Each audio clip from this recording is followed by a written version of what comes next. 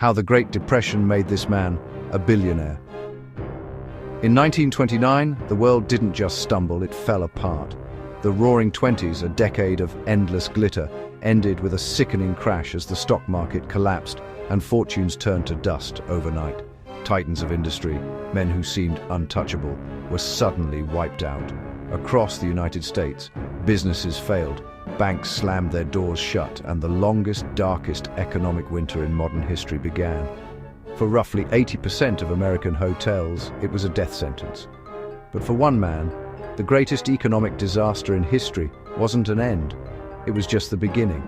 This is the story of how Conrad Hilton, armed with little more than a mountain of debt and an almost crazy belief in himself, stared into the abyss of the Great Depression and saw a billion-dollar empire waiting to be built. He'd face total ruin, lose control of his own company, and be dragged to the brink of bankruptcy not once, but 3 separate times. But through it all, he clung to a simple philosophy that let him turn the world's crisis into his personal conquest. By the end of this, you'll understand the mindset that turns disaster into a dynasty.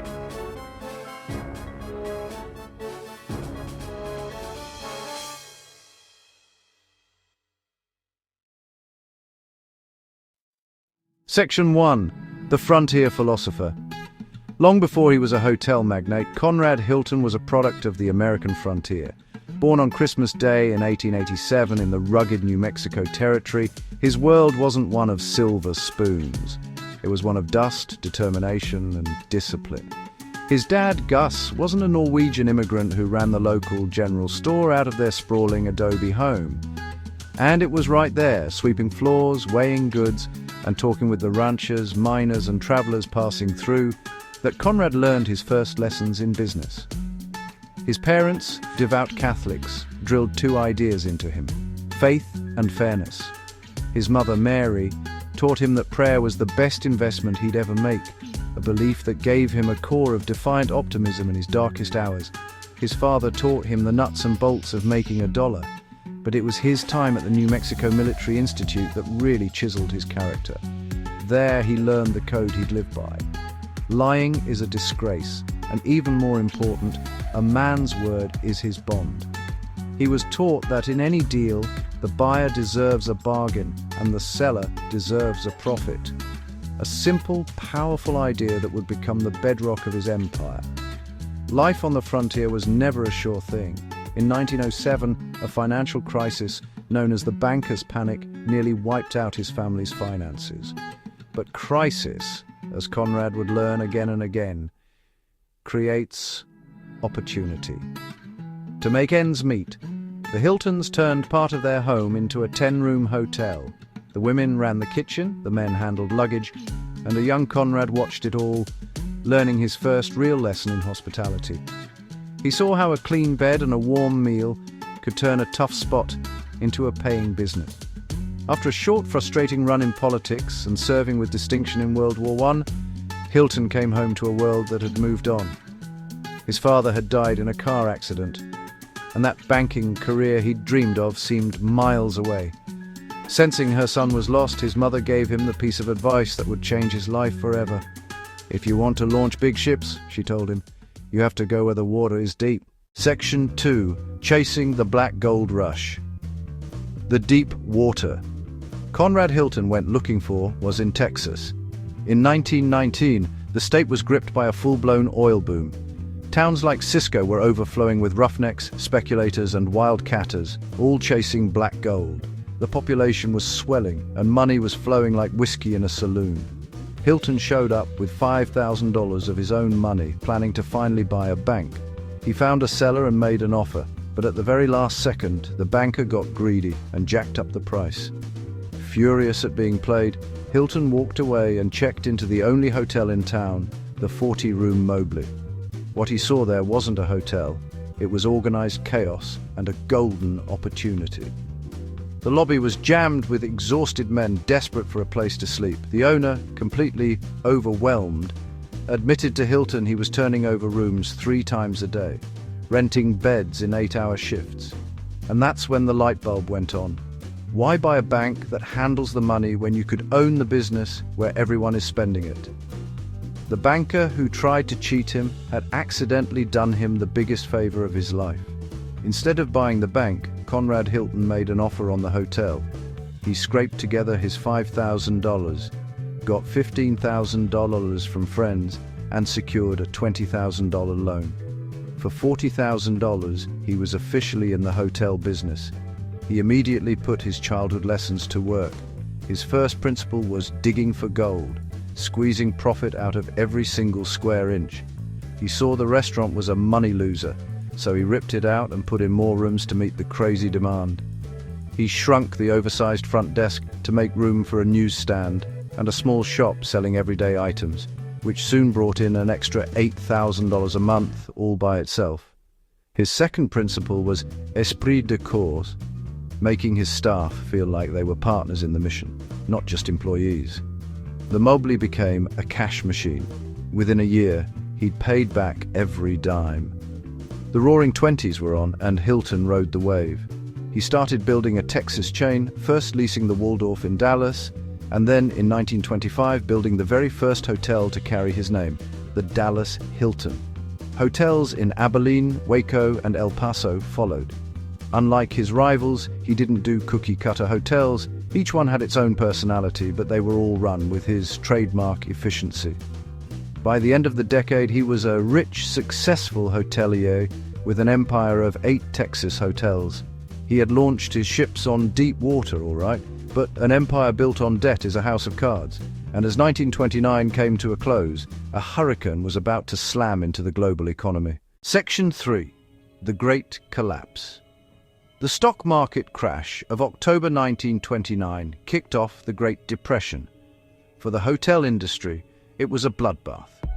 Travel evaporated. Business conferences were cancelled. People weren't taking vacations. Hotel occupancy rates fell through the floor, but the costs, mortgages, taxes, and upkeep didn't go anywhere. It was the perfect storm, and it's estimated that around 80% of hotels in the US went bankrupt. Conrad Hilton was leveraged up to his eyeballs. His entire empire was built on loans, and overnight his income disappeared. He was $500,000 in debt, a king's ransom at the time. To survive, he took desperate measures. He shut down entire floors to save on cleaning and power. He had telephones ripped out of rooms. He and his staff often worked for no pay, taking only room and board. He was fighting a losing battle against economic gravity. His creditors, watching their money circle the drain, started to close in. The biggest threat came from the Moody brothers of Galveston, a powerful family who held the loans on his properties. They threatened to foreclose. In a last-ditch effort to save his company, Hilton was forced to merge and give up control to their organization. The partnership was a disaster. The Moodys didn't get his vision or his methods. The ultimate humiliation came when he was finally pushed out of the leadership of his own company. The empire he built was gone. But in a bizarre twist, the Moody organization had a problem. They might have owned the buildings, but they quickly realized the only man who actually knew how to run them was Conrad Hilton. So they offered him a job as general manager of the company he had founded. He was an employee in his own hotels. For most people, that would have been game over, a crushing defeat. But for Hilton, it was just halftime. He'd lost control, but he hadn't lost the game. He was still in the arena, watching, learning, and waiting for his chance. This was rock bottom. He was a millionaire on paper, but at one point he had to borrow $300 from one of his own bellboys just to get to a meeting with investors. It's in moments like these that real character is forged. A lot of us face our own financial struggles and wonder how we'll ever turn it around. If you get value from stories of resilience like this one, do us a favor and subscribe to the channel.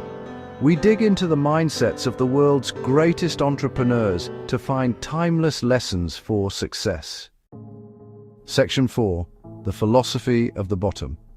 While the rest of the world saw nothing but ruin, Conrad Hilton started to see the opportunity of a lifetime. The philosophy he learned in his dad's store and at military school was about to face its ultimate test. He believed in fair trades, a bargain for the buyer, a profit for the seller.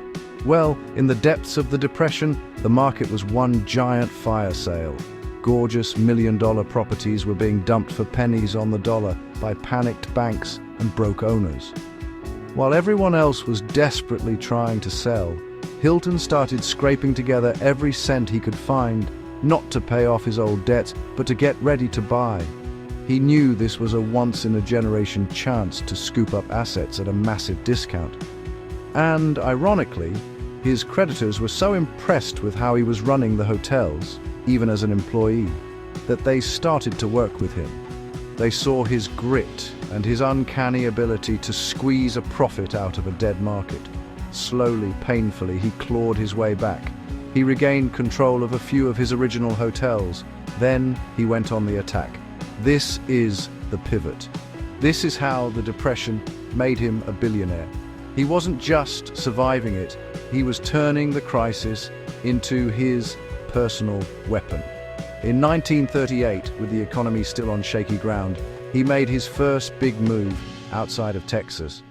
The Sir Francis Drake Hotel in San Francisco, a modern marvel that had cost a fortune to build just a few years earlier, was in receivership. Conrad Hilton bought it. It was an incredible bargain, a direct result of his philosophy. He bought at the absolute bottom, positioning himself to make a fortune when the market finally turned around. From there, he aimed even higher, setting his sights on the most legendary hotels in America.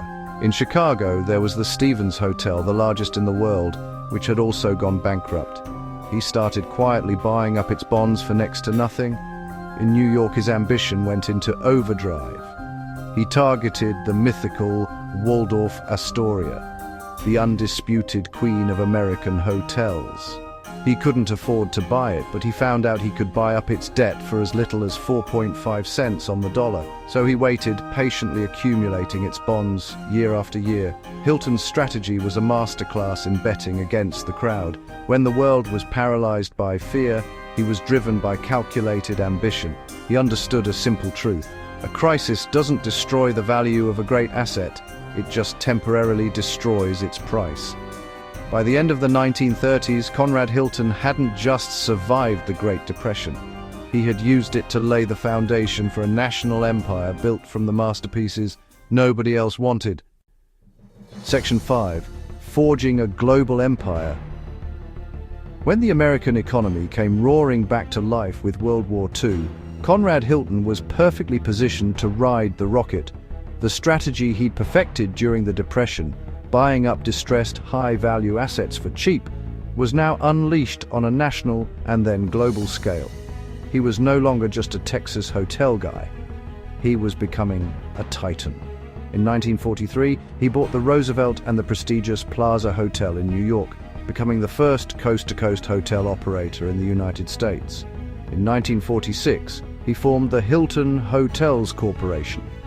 And just a year later, it became the first hotel company to be listed on the New York Stock Exchange, giving him access to huge amounts of public money to expand even faster. That patient game he played with the Waldorf Astoria, it finally paid off. After years of accumulating its debt, he took control of the greatest of them all in 1949, a power move that made national headlines and cemented his status as America's hotel king. He then went international, opening the Caribe Hilton in Puerto Rico and forming Hilton International. But his boldest move was still to come. In 1954, he pulled off the largest real estate deal in history at that time, purchasing the entire Statler Hotels chain for $111 million. In a single transaction, he swallowed his biggest competitor, effectively doubling the size of his company. And Hilton wasn't just buying hotels, he was an innovator. His company was the first to put TVs in guest rooms. He pioneered the airport hotel concept, and he developed the first multi-hotel reservation system.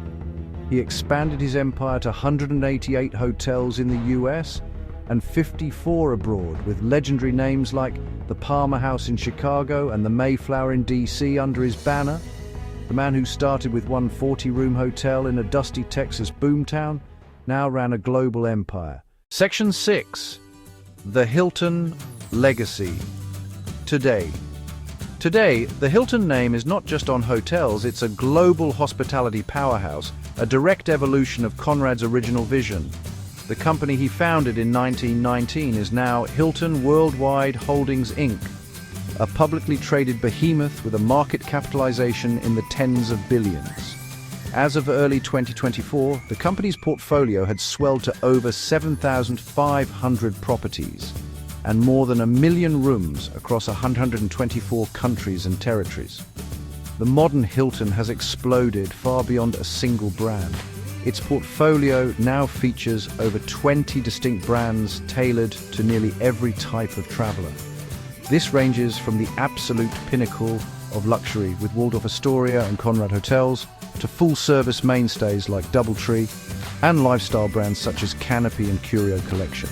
It also includes focused service and extended stay options like Hampton, Home 2 Suites, and the recently launched Spark by Hilton.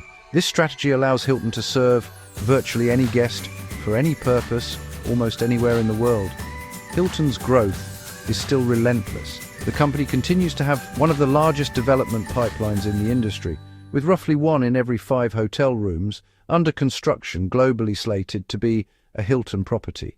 This aggressive expansion is matched by innovation in the guest experience, with industry-leading digital tools like booking your stay, selecting your room, and even unlocking your door, all from the Hilton Honors app. The company's philosophy has evolved from simply providing a room to creating a seamless and personalized travel experience, proving that the empire built from the rubble of the Great Depression is still finding new ways to grow. Conclusion. Conrad Hilton's story is so much more than a rags-to-riches tale. It's a testament to a powerful philosophy. He died in 1979 at the age of 91, leaving the vast majority of his fortune to the Conrad N. Hilton Foundation, a charity that works to ease human suffering around the world.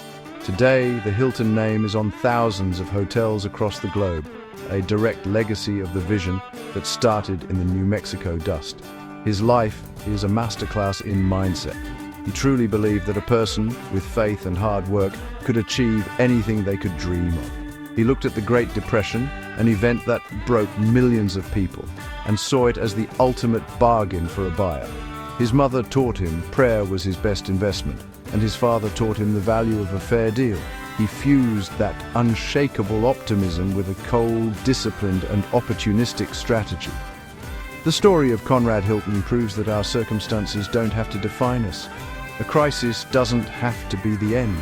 For those with courage, with resilience, and with the vision to see an opportunity where everyone else sees despair, a crisis can be the single greatest spark for success. It can be the very foundation upon which an empire is built.